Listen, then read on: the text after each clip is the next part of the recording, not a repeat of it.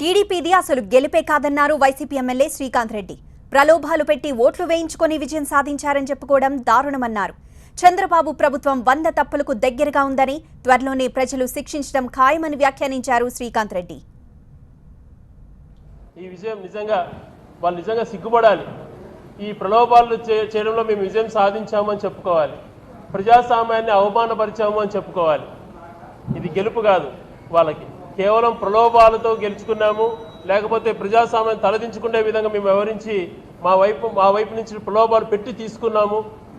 ఒక పార్టీతో గెలిచినటువంటి సభ్యుల్ని బలవంతంగా లాక్కొని విజయం సాధించాము అని చెప్పేటువంటి పరిస్థితిలో వాళ్ళు ఉన్నారు.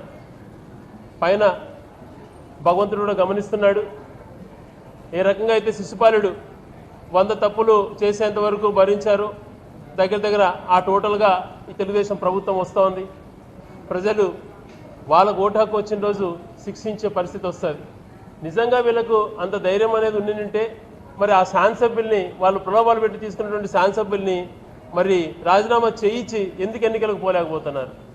అదే రకంగా ఎంపీటీసీ సభ్యులు ఇతర పార్టీలో గెలిచినటువంటి ఎంపీటీ సభ్యుల్ని తీసుకున్నారు, మరి వాళ్ళని రాజీనామా చేయించి ఎన్నికలకు పొమ్మనండి.